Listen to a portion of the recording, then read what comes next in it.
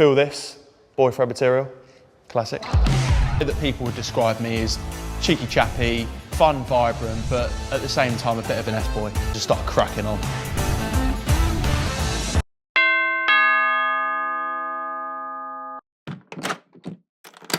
Right guys, this is episode 2 of the Behind Closed Doors podcast, and we have a very, very special guest today, guys.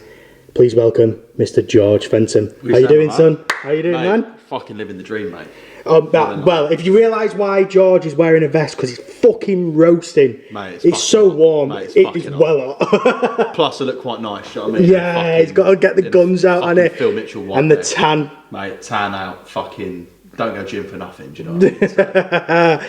Well, so the way we're going to do it is, like I've said on my previous podcast, we're just going to keep it very chilled. We're in my house, very just relaxed, you know, and just swing through a few questions. First, everybody wants to know, because for anybody that doesn't know Mr. George, he is from Love Island. What series was it? Literally, yeah, so summer 23, so season 10. Season 10. Year ago, really. Yeah, a year ago. A year ago now, yeah, innit? Where the fuck's a year gone, mate? Literally. I have no clue. And for anybody that doesn't notice him, he looks a lot better now, but he used to have a buzz cut as well. Yeah, I used to look, honestly, no, I'm not even fishing here. Google me in 2023. I did not look, Google honestly, Mr. George Fensom. No, seriously, I don't know where the last year's come from, but I'm in my prime. He is in his prime. He is a good-looking bastard. I don't know if these cameras are doing him justice. Mate. But yeah, so let's dive into a few Love Island questions. Yeah. I don't want to go into too much detail on it because you're away from that scene now. You're doing other things. But I just want to know what your time was like in there. I know it was a brief time that you was in there, but yeah, I mean, short but sweet, man. Probably the best way that I can really sort of explain it. Short but sweet, and as well an experience. You know what I mean? I've always been in and out of relationships, and people always said, "Oh, George, you'd be good on Love Island. You'd be good on Love Island," but I've never really considered it. And then, boom, I applied for it, and fuck me, I was in there, and it was just, it was completely different to what I thought. What was the application process like? Long, mate. So, started right at the start of January in the new year, 2023, and I flew out to Spain right at the back end of May. So, between that January to May period, it was phone calls, Teams calls, in-person meets, background checks, forms to sign, emails. Honestly, it is not an easy process. Like, you can imagine probably the first couple of series of Love Island was quite easy, but there's just so much now that they've got to make sure that they cover. Yeah, exactly. Yeah, it was so intense, mate, but I just sort of went through the motions. Did you know you was going in Casa Amor, or did you know did you have a feeling you were going in first, or? So when they give you the phone call to say congratulations, like we want to take you to Love Island, essentially no one's space is guaranteed. Even when you they'll fly you to Spain, you stay in the villa. Even then, until the execs come round and say you're going in. So you could get pied on the spot. Yeah, so like literally like. Oh shit. Yeah, that's what I'm saying. So like, there's been people, I'm sure, that maybe haven't come forward about it. Actually, yeah, that's a good point. Anybody who's actually been pied right on the doorstep of Love Island, let us know, because that's fucking crazy. Yeah, they'll fly people out. You know, they'll just fly more people out than what they need. And that's to be fair, though, but you've got to understand from their point of view, because if you got coronavirus or something like that, you know, on the day of you supposed to going in, they need a backup straight away. They need a backup straight away. Literally which is fair, but I feel sorry for the people who didn't make it then. Yeah. Is there a reason why they didn't make it? I think it's literally a case of they just really, I think, right at the start when I went in, it's probably a case of maybe who do we like more, who would gel more with this cast. If you go in maybe towards when the show gets started, it's who would be a good bombshell, who would make good conversation, like who would ruffle some feathers. Yeah, because at the end of the day, like they're not really going to put maybe someone like me in at Casa Amor level when they maybe know that I'm that nice guy. Do you know what I mean? I'm not really going to cause a scene. If a girl's a bit of a bitch and the ITV producer thinking, we don't really like her, if anything for them, they're probably thinking, do you know what? She'll actually probably be better for the show because she'll actually fucking create a bit more of an atmosphere. So I think with Love Island, they just chop and change as they go along, really, if I'm honest. Yeah. Well, the situation. I mean, at the end of the day, I've watched Love Island pretty much from the beginning. And no offence to Love Island, I'm sorry if I offend anybody in the cast right now, but I feel like it's going on a decline at the moment because I feel like now, like they're just getting stricter and stricter with it. Like at the beginning, if you think of season 1, season 2, season 3, maybe it was very just because it was early doors into the Love Island series. Yeah, they let them get away with anything, drinking, honestly, shagging on TV, shagging, all of them. They were all going at it. Drinking, screaming, the swear words. They were smoking cigarettes on TV. That was peak Love Island, let's say. Honestly, and that was when the show was. Do you want to come to Spain in this posh French man's rich villa? And Bonjour. we're just going to record you. It was. I sort of guess they got the idea from Geordie Shore a little bit. Yeah. In the sense of it's in a house, no TV, no contact with the outside world, really. Just partying, having a good time. And that, and back then there wasn't really much social media, so they sort of thought, well, fuck it, it's like a bit of a holiday, really. I'm not losing out on money, I might as well just do it. But now it's just everyone that goes in there, everyone goes in there for something, mate. Like everyone. Right. I did, everyone else did. Spillity, did you go on for love or did you go on for a career move? I probably would say about 10% love, if I'm honest. I mean, look, to be fair, to be real, like who actually? There's no point in me saying, but there was also part of me that was saying, well, I'm not being funny. I've been in the dating world, Tinder, Hinge. It's not really worked out. So maybe go into a villa where there's no temptations of the outside world might work. Well, I mean, I was going to say then that I think you going in there, anything could happen. You could meet the one you want true love. Like there's people that have married. Alex Bowen and Alex, Dom and Jess. It happens. There's always that percentage, but I can't sit here and lie to you and say that I went in for love, because at the end of the day, everyone goes in there I can just get birds before Love Island. Do you know what I mean? It didn't really matter. It didn't really matter. And you can definitely get birds now, fuck me. Well, I get birds now, but obviously it also creates the wrong attention as well. Do you know what I mean? It also creates some of the wrong attention, and you just sort of really, not that people are with me for clout, I'm not trying to say that, but the worst thing you could probably hear is, what was it like in the villa? Like you don't want a fan as a missus. You know what I mean? You don't True, chewing your ear off at fucking 2 o'clock in the morning when you're in bed. Like, what was she like in the villa? What was he like? How many toilets were there? Just How many toilets were there? There was 3, mate. No, sorry, I tell you a lie. There was 2. There was one downstairs in the bedrooms. There was one outside. It was just. It's not really equipped, and there was It went in a villa that big, full of what? And there's 2 showers, 12 mate. people. 2 showers, one upstairs, one outside again. Honestly, that's like slavery. Yeah, it's weird. What did you? Oh, that was it. I heard you say something. It's like a posh prison or something. It is like a posh prison in some respects. It is, because it's so strict. I get it's got to be, but it's just so strict, mate. Yeah, like so. Would you say it's quite like staged in a way? Yeah, because basically, like, no matter where you go in the villa, in the ceiling there's all microphones, mate. So like, even when you're getting ready and you know that some of the shit you're saying is not going to be put on TV, because you may be talking about, you might say, what team do you play for on Saturdays and stuff, and that sort of thing's not going to go in the main show. But even when you're talking about things that are a little bit more crude, let's say, the voice have got to be like, they'll be like, boys, can we be respectful, please? Do you know what I mean? They'll just always be sort of... What did you call it then? The voice of God? It's the voice of God, yes. Well, that's what it's known as in the industry. That's, before I went on, that's what I was told. Because basically it's literally a voice in the sky, well, not in the sky, but a bit like an Alexa. Yeah, so it's like someone within a control tower, basically, that's got a monitor of cameras and there's microphones everywhere, and they can monitor what's going on, and they can check where everyone is at any point in time. So... yeah, you're just constantly being watched and monitored, literally like Big Brother.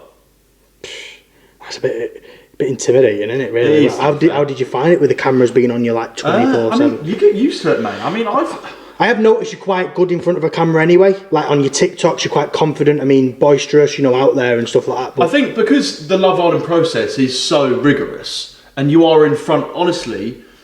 the video where you've got to go to London, you're there for 7 hours, and you're there you sat there on a chair like, I'm George, 25, Bedford, this, that and the other, and you're there sort of throwing the balls about.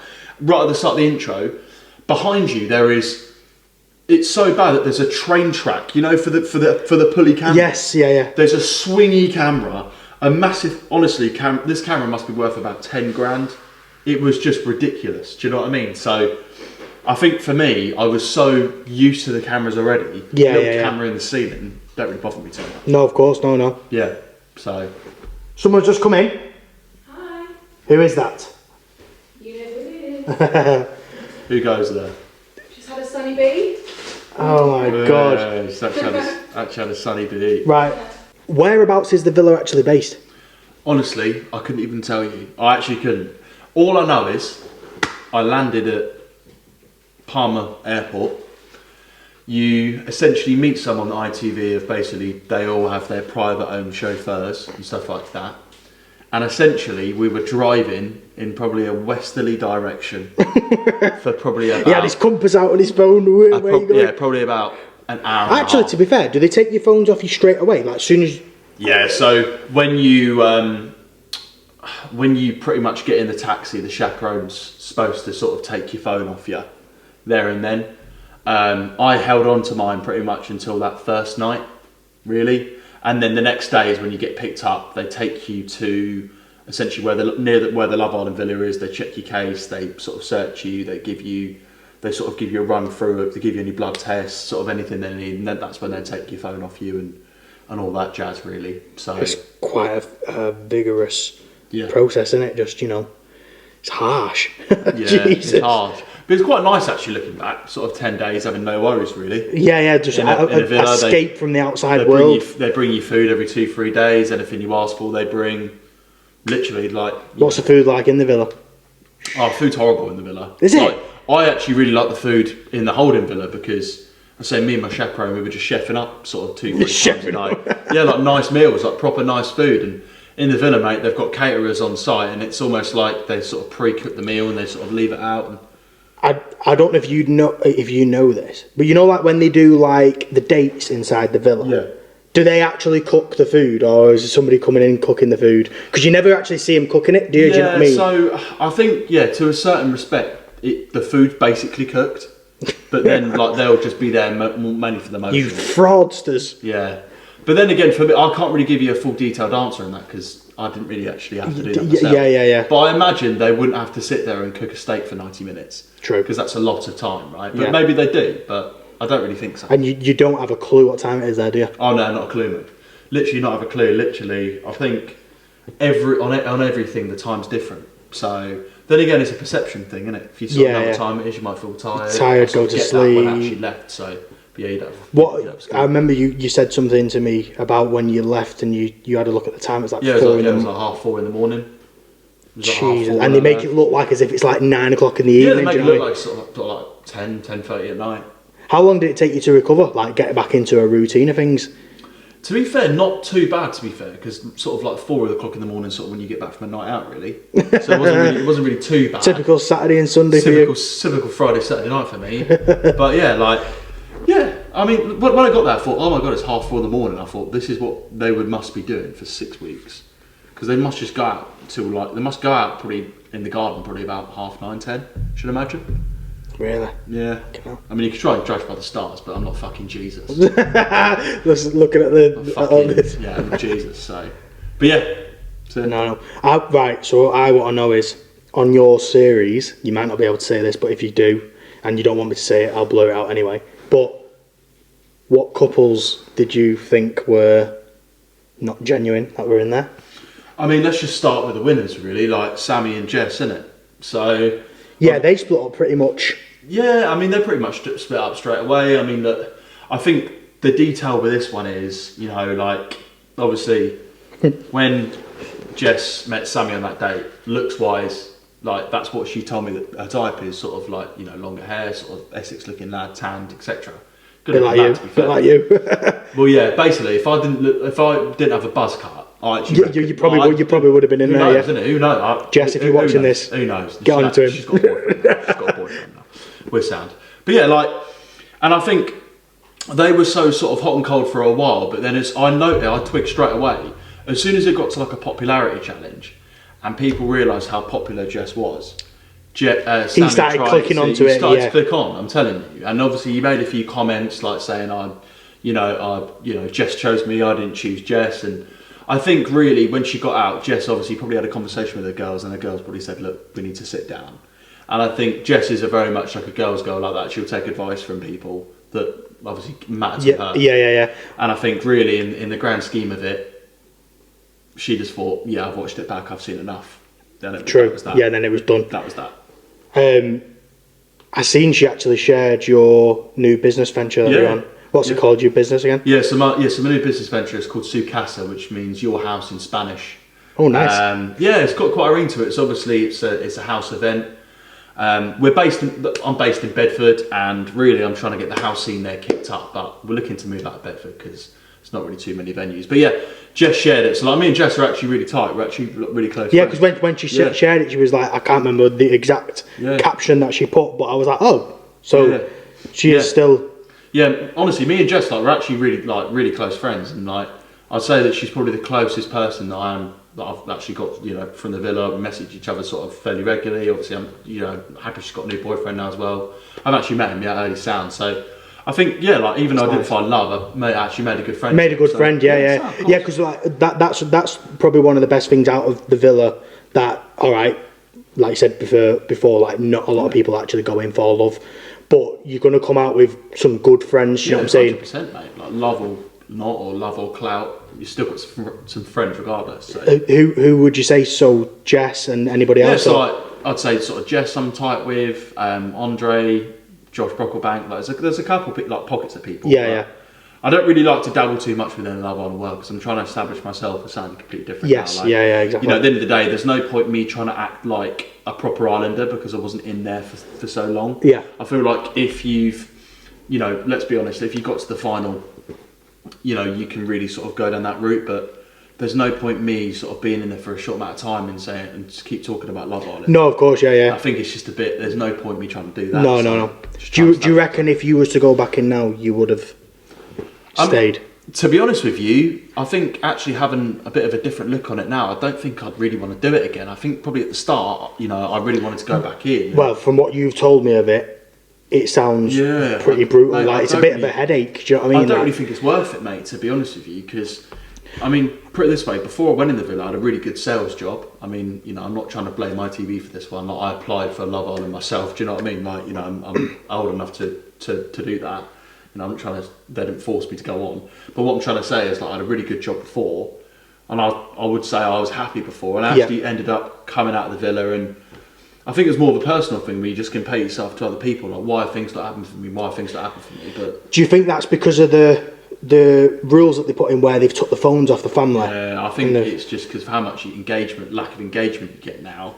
And I say for someone that goes at the show quite early, the focus isn't really going to be on you as much as is the finalists. So I think them doing that has really sort of fucked it, if I'm honest. I think they should bring that back, to be honest. I think that's what's gonna, because a lot of people are going into Love Island. They don't want to say this, but they are going to Love Island for a business move, maybe, I suppose. 100%. But for them to get the most out of it, you need to have the interaction of your family members sharing your post, doing that. Because back in the day, look at the difference. Let's say, for example, when Molly May was on it, she had her family running it. Look at how much she gained from that compared to like the winners of your season. The difference in followers and interaction is massive. It's almost half, pretty much, isn't it? So absolutely. And like you're saying there, it's not nice, when you're coming out and you've basically gone in for a business move and it's not worked out the way you wanted it to. It's a bit. I don't know. I think that's just something that they need to change on their part, really. But I think ultimately, at the end of the day, like sort of Love Island, I did have a much bigger sort of think about, like, I thought it was going to be better than what it was. Yes. And I think sort of looking back now, there's so many other, not necessarily shows, but there's so many other things I'd rather do. Yeah. And I think there's just more to life than Love Island, really. Love Island, yeah. That's literally it. Sweet. Really saying. Guys, you're clearly enjoying the podcast because you've got this far. So make sure you drop a subscribe, drop a like, and share it to your mates, please. It means the world. Let's go. Hiya! So I actually want to dive more into the little Su Casa. Is that what it's called? Your business? Yeah, Su Casa, yeah. Where did that even come from? Like, why did you just think, I'm going to do this business? A couple of reasons, really. Fucking love house music. Love going to Seeing that you're a bit of a raver boy, sort of. Yeah, bit of a raver. I like going to house events and stuff like that.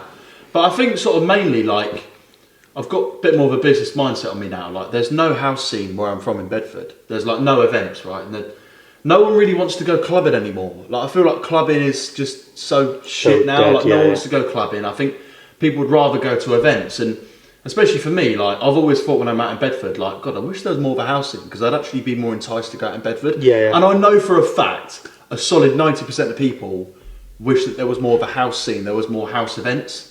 Well, I've actually seen on your pages that you're getting quite a bit of interaction. Like what, you got 100k views or something on your, I think because on your reel. Yeah, I think because especially within Bedford as well, like it's more of a sort of niche market. There's nothing in Bedford, so I thought, well, why not use my my following to actually create something, not just for myself but for other people. Because I've heard so many people say like, like I wish there was more of a house scene here in Bedford, and people have even said I would be more enticed to go out in Bedford if there's more of a house scene, but that's why they always got to come out to Manchester and Liverpool. Of more of the events that happen. Are you doing this solely on your own, or have you got anybody in the video? So I'm doing it with sort of myself and my brother. We really work really well together for a couple of reasons. I'm sure he won't mind me saying this, but he's better technically. So like his edit, like with editing and sort of creating sort of documents and making sure that the profile looks good, setting up the accounts. And I'm just better with. You're the pretty boy on the front. I'm better with promo. I think he would admit it, to be fair. But that's why we work. Like I couldn't work it without him, and he couldn't work it without me, and that's just literally how it is, really. So we're working together. So it should be a really good event. Tickets went on sale the other day, so it's decent, man. Nice. That's what I really would want to sort of put my money and my thoughts into, and it's not just myself; it's creating for other people. So have you always had a tight relationship with your brother? Or yeah, mate, we're fucking so tight. Honestly, like it's so weird. Like I don't know. I know quite a lot of siblings, mate. They just don't get on. Yeah, well, me and my sister. I get along with my sister, but I don't see her that much. Like, I mean, I suppose maybe it's different because it's my sister and not like I've always said I would have loved to have a brother growing up. Because it's like your best mate. You just got a best mate there with you all the time, doing things together, playing football together. Like I'm mad into football and that. Like I would have loved to have somebody there. Because like I experienced quite a lot when I was younger. When when it was raining outside, I'd play on my PlayStation or whatever, and I'd just be playing on my own, and it'd be like it's just so good just to have somebody there with you all, doing things together. That's and what I mean. We type like the same things. That's what I mean. Like but. At the same time, we're sort of a little bit different, so I think that keeps us. If we were too similar, like a twin, you know what I mean? That's why our personalities differ, but I think that's why we get on. So yeah, sound. What's the age difference between 3 years? He's 3 years younger than me. I'm 25, so he's like what, 22? 22, yeah. What does he do for work? Or is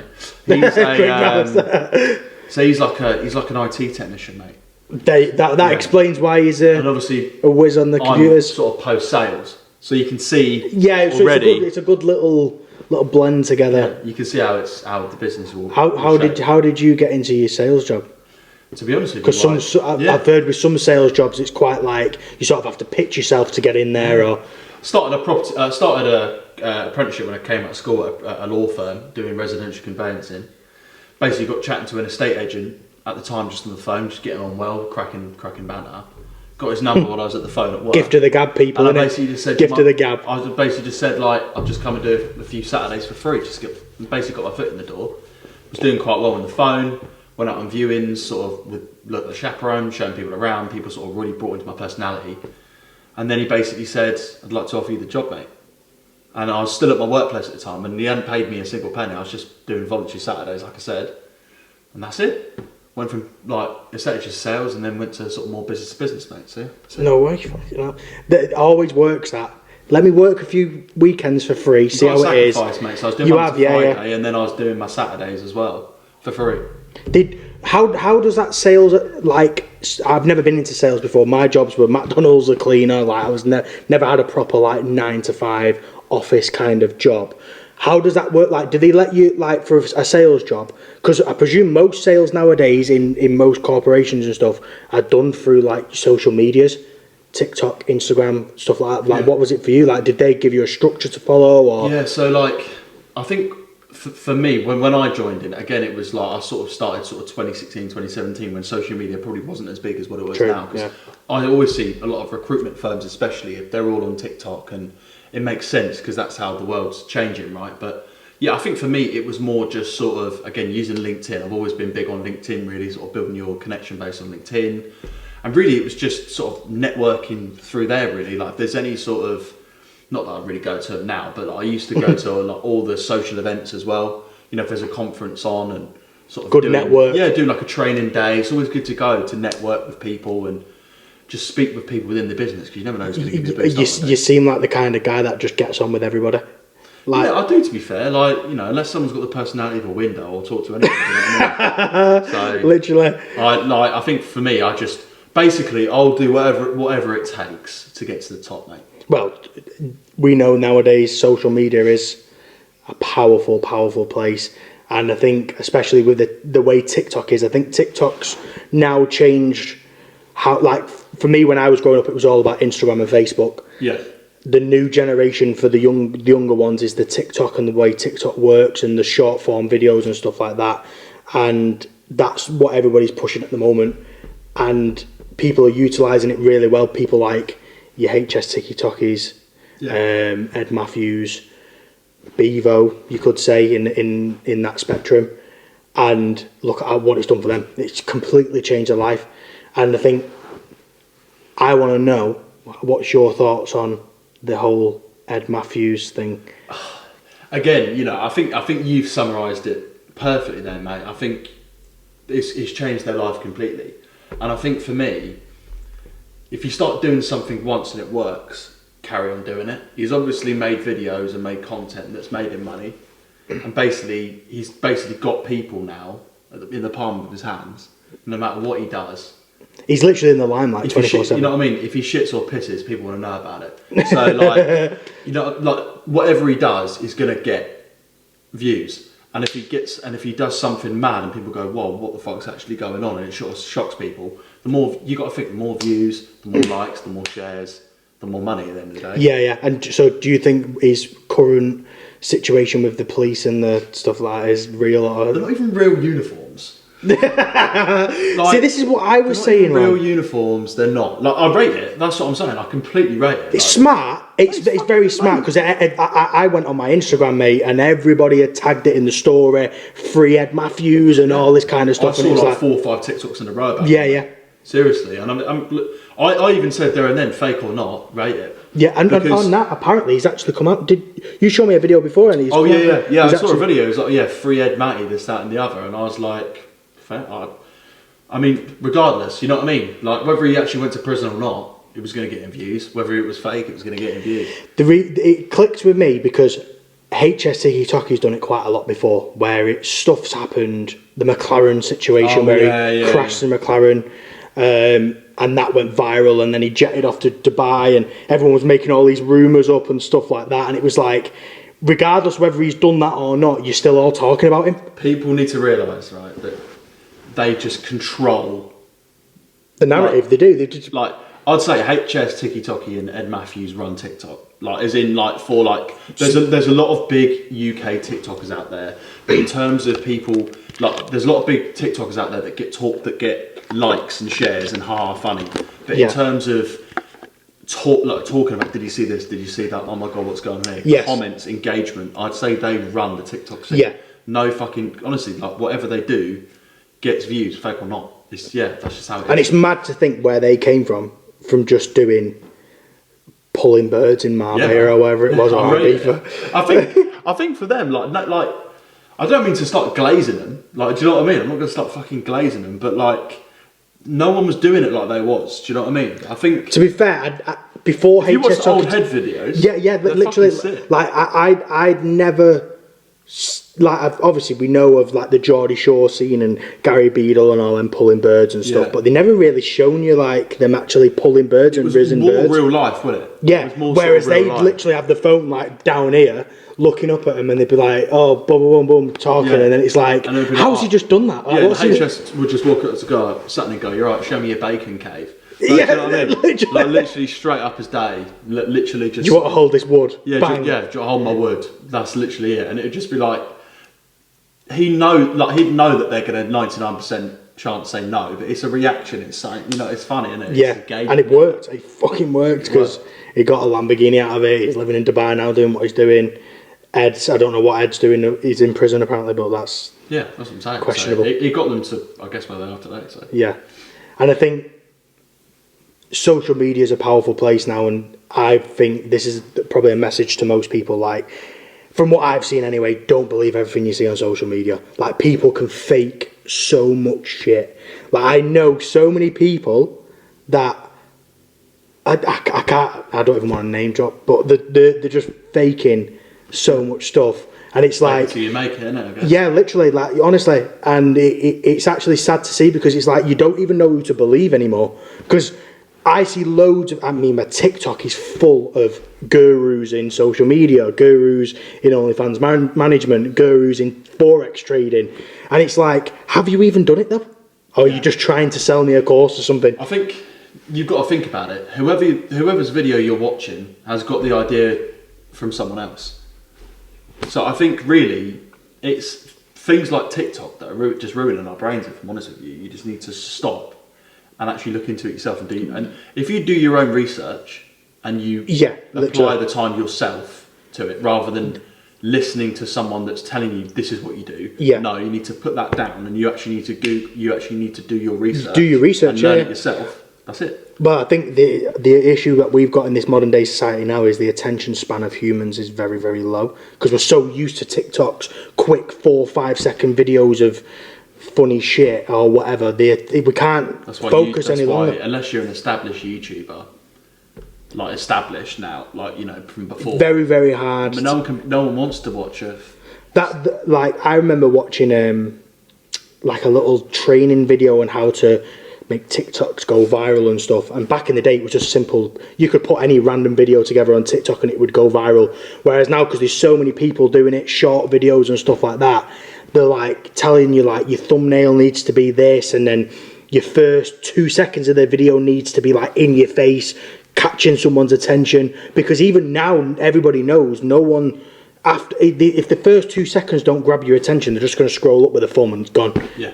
And then that's it. Your video that you took you 10 minutes to do is wasted for no reason. Yeah.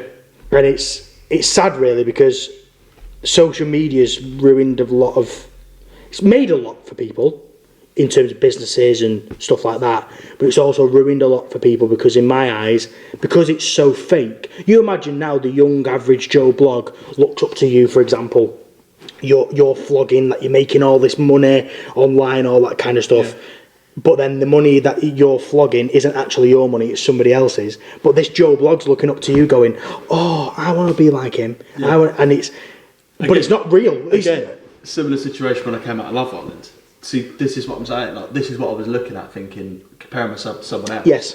When actually, you don't know if that Lamborghini's rented, or you don't know if that, that house is just not an Airbnb for a day. Just Airbnb'd it, but there's no way of you ever telling. You know what I mean? Unless you actually physically, unless you know them personally. Do you know what I mean? And but I think again that's just this day and age, really, comparing yourself to others. But I think in some respects, I'm glad that I was gutted about it, and it did upset me, because it proves to me that I do want better things in life. Yeah. If it didn't bother me, then right. Do you think that's a man's perspective on life? Because I see a lot of like masculine men, for example, they will, like, for me, I knew I didn't want to work a 9 to 5. I knew that from growing up, and I didn't want to be in the 9 to 5 spectrum. I wanted better for myself. Yeah. Whereas a lot of, like,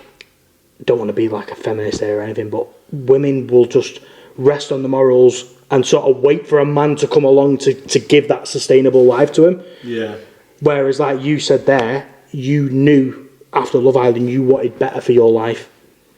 To be honest with you, I think yes and no. Like, I think there's a lot of girls that I know that have their own business. Like, but I'm not saying it's easier for girls, sort of lashes and hairdresser. But the very I think common that's ones. what I'm saying. But like, I think at the end of that, I suppose they are probably just as hungry as the men are. But I think just with the men, you want to be able to provide for the woman as well. Yeah. So it's not just yourself you're thinking about wanting to have nice things for. You want to be able to then provide for your missus and raise a family. Yeah. Do you know what I mean? Whereas I think for girls, it's more sort of that you want to make your own money, but it's more I would rather bust my balls twice as hard to make more money to look after my missus, and she just have good morals and, do you know what I mean? Like a traditional woman, essentially. Yeah. Traditional, woman. That's it. Rather than, you know what I mean? And I do believe that is the way it should be. Yeah. Because like with my girlfriend, I don't want her to work. I want to look after her, give her the life. She stays home. I don't want to say it metaphorically, but cooks the dinner, cleans, provides, whatever. Do you know what I mean? That's part of the part. If you're making sure that she doesn't have to work, things like making sure the dinner's done. Like I don't think that's really a big ask. No, to be honest. And I've actually seen a lot of controversial sides to this because I've seen where people have said this. No, I think more girls now would prefer that. Like, of course they would.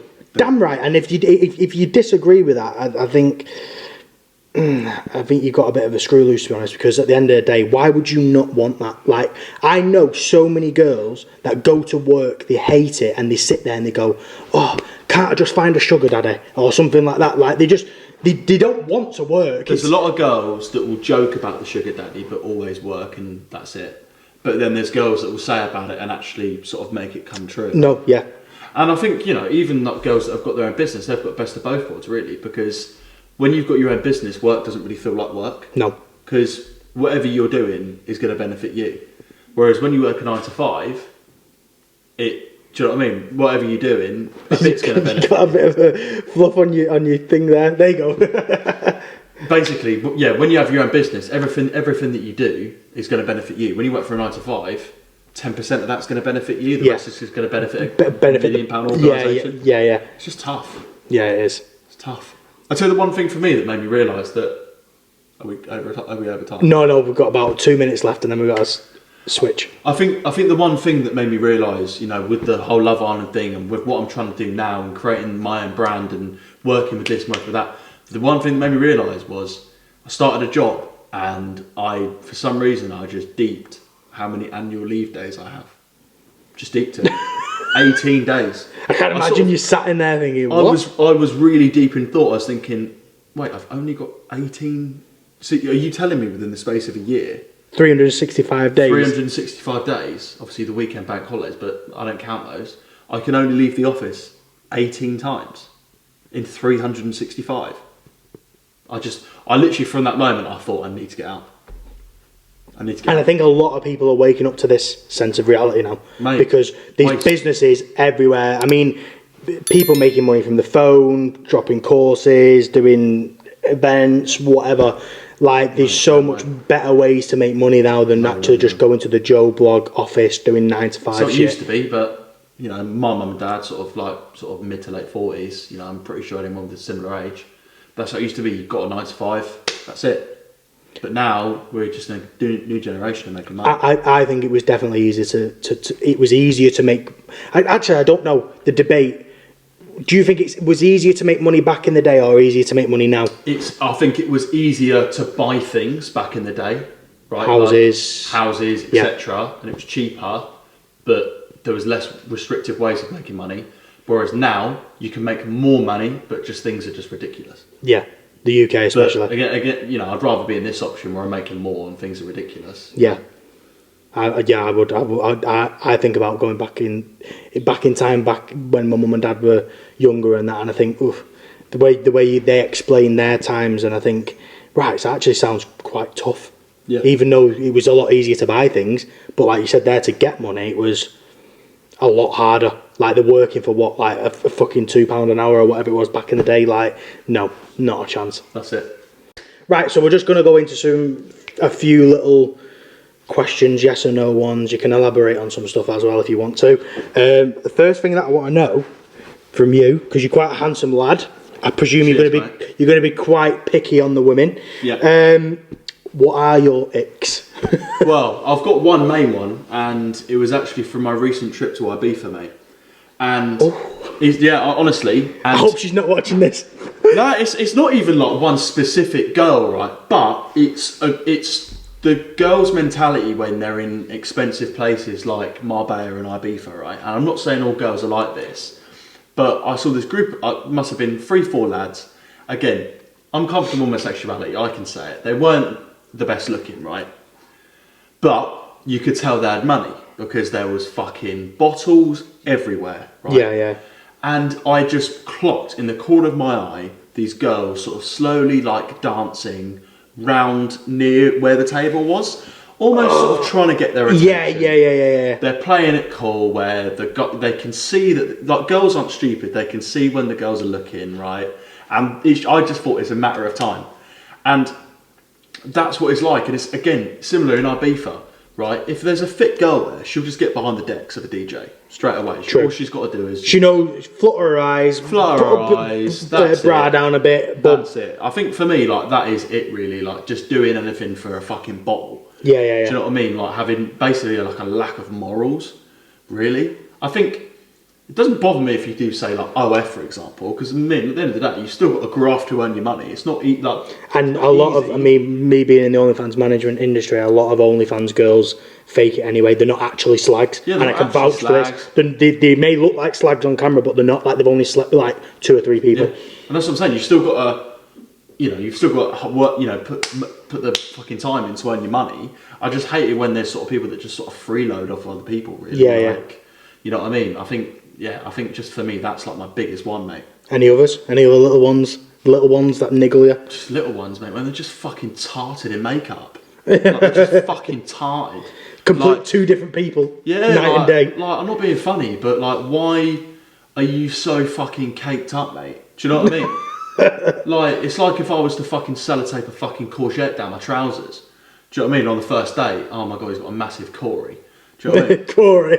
Turns out I've got a fucking micro. But like, why are you allowed to absolutely fucking cake on like a palette of makeup each time? I just think you're obviously just not comfortable in yourself, darling. Do you know what I mean? It is true, and I think going back to what we were saying previously, with the social media, the fakeness and stuff like that, I think it's sad really, because a lot of people aren't what they see on social media. The catfishes at the end of the day. No offence to some of the girls watching, sorry, but they are. They're not who they say they are in person on social media, are they? It's like a couple of girls on Love Island at the moment. I've seen a few reaction videos where people have said, they've sort of said, "Mum, guess how old this girl is?"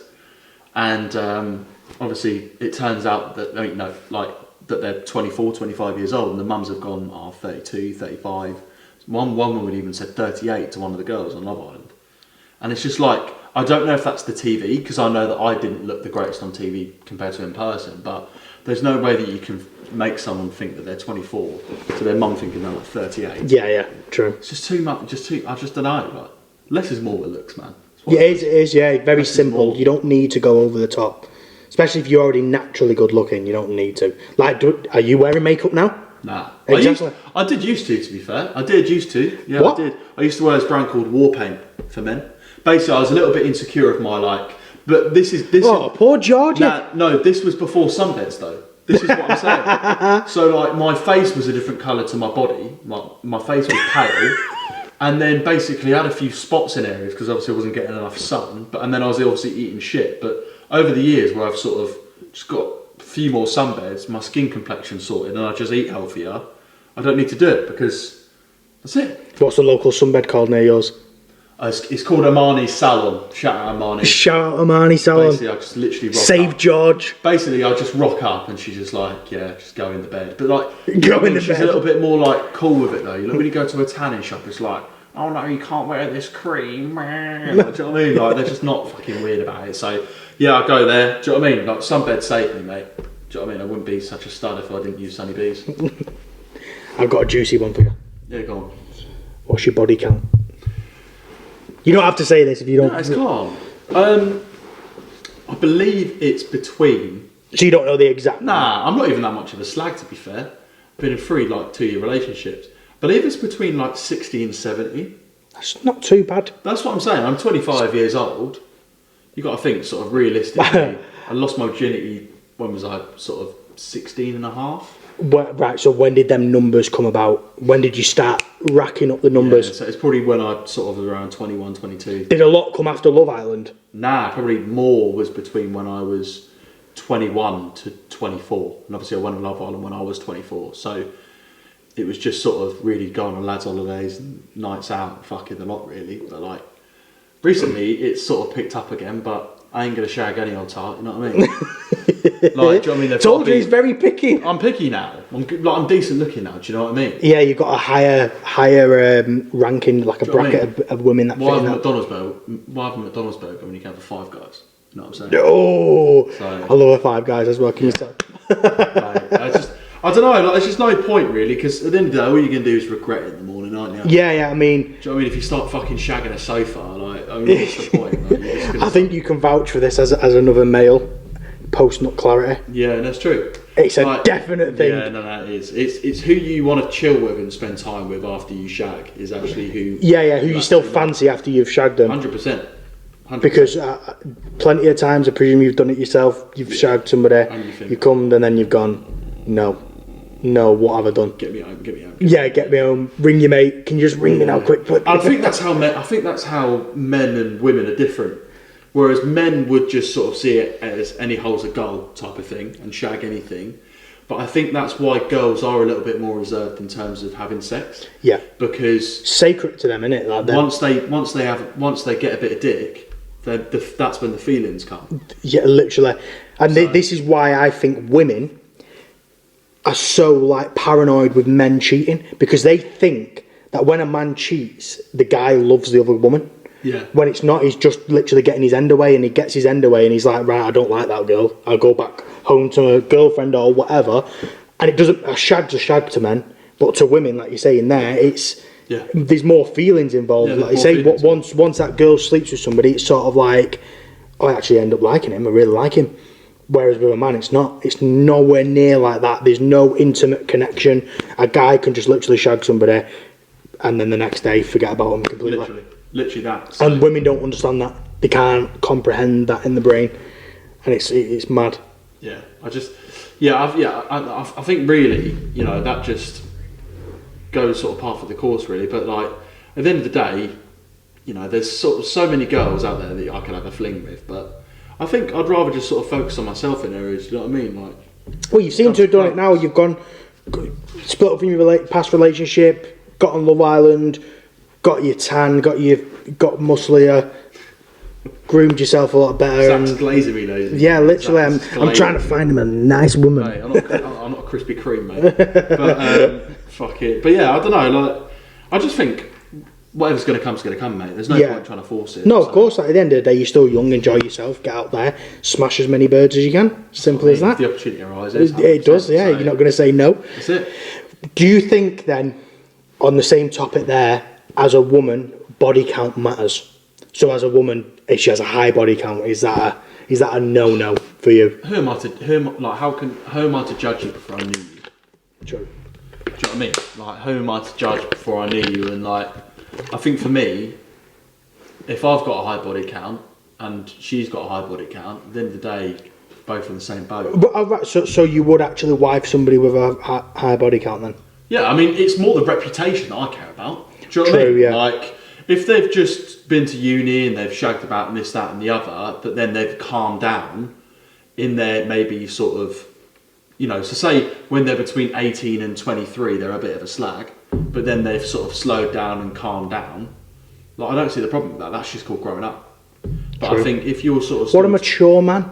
I think if you're like 25 and you're still shagging about, then that's your business, I suppose. But it's not really... It's like for me, if I was still going out actively on the pool every weekend like I was, then that's not really growing up. Yeah. I mean, like, even I think personally for me, like going out every weekend, like, I don't...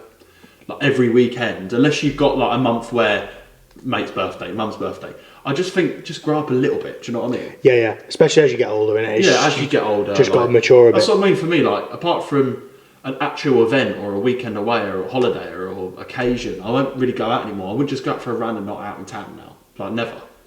Like, do you know what I mean? I'd go to the pub or something like that for a few till like midnight. But I don't know. For me, it's just got to be worth my time now. Yeah, of course. I mean, at the end of the day, you're maturing up and as you get older, you're going to be sort of a bit more reserved in what you're doing in your spare time and stuff like that, aren't you? That's you know? it. So, but yeah, that's just my views on it, mate. But everyone's entitled to live their life how they fucking want.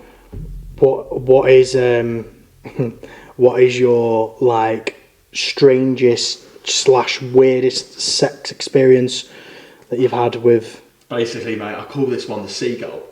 The what? I haven't fucked a seagull for anyone that's watching it. I haven't inserted my cock into a seagull's arse. Basically, I was in Ibiza, not the one just went in 2022. Actually, no, we need to blur this one out because I was still with my missus then. Oh, whoa! Cut that. It did happen, but it didn't happen in Ibiza 22. I just wanted to make it. I actually wanted to make it a bit more juicy. Okay. So it actually happened at this place. Right, so I went on it was September 2021, I had a mate that went to uni in Bournemouth. So went out there, went for a night out, went to see him, was staying with him. Anyway, he lived in a single accommodation room, so he pulled, so I was a little bit like, I'm not really feeling that sort of on the floor next to your vibe.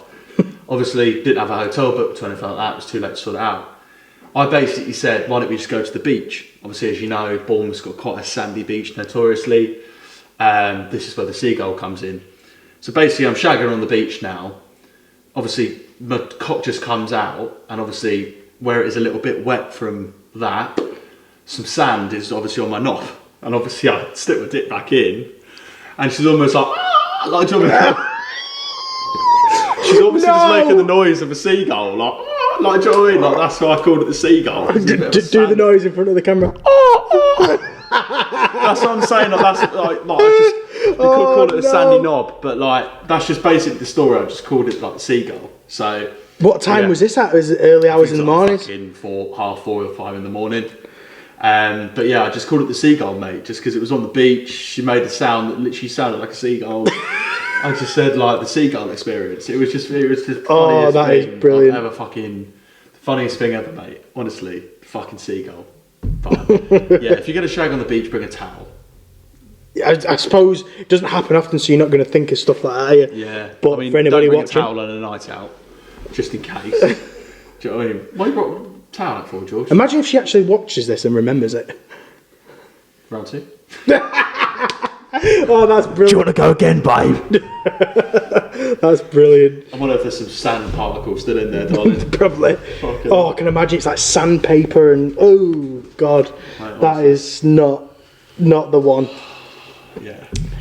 Anyway, I think 15 minutes there as well on top. I think we're pretty much boxed off. I think one more thing I want to ask you is what is next for you in terms of your career? Where do you want to be in life? Where do you want to go? What's your ambitions? Yeah. All right, cool. Yeah. So I think for me, you know, there's a few things that I really want to do. Obviously, the main thing is obviously my house events business that I've started. I really want to take that far. Like I'm taking inspiration from other house events as well, where they're sort of doing events out in Marbella and Ibiza, and I really want to grow that. But I think also as well, I've got a really good personality for other TV, not just reality shows, but I think just for TV in general, really. I think. What are you looking like? What, like more like Too Hot to Handle kind of vibes? Like sort of Too Hot to Handle, maybe even like, you know, presenting and things like that. I just think I've got a lot to give, and I think. Well, I realise this from what was portrayed of you on Love Island. It isn't what you're like in person. You much more from what Love Island portrayed you as. You look a lot more outgoing, boisterous, bubbly. You know, just a lad's lad. Do you know what I mean? Whereas they haven't really portrayed you as that. I think it was tough because obviously Love Island, no one knew who I was before that. Yeah.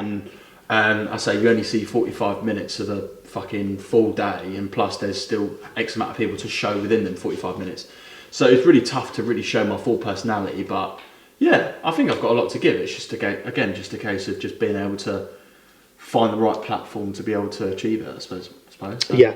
So what else? So you've got your business that you're doing. Yeah, I've got a business that I'm doing. I've got a couple of big things that are sort of in talks of it at the moment with brands and such. But again, I don't really like to sort of jinx it. So Yeah. just sort of I know I'm Wait, hard yeah, sort of working. like wait until you see it kind of thing. 100%. As long as I get up every morning and I make my list and say, right, what am I doing today? What am I doing today? Which is what I do, and I go gym and keep my food healthy and all that, and just manifest it, man. That's it, innit? Sick. Right, anyway, I think we're going to wrap it up there, guys. If you can, please drop a like, subscribe, drop a comment, anything you want to ask, any guests you want us to try and get on, that would be greatly appreciated. And as always, thank you for being on the show. Boon and a tar. Boon and a tar. Posh. Posh.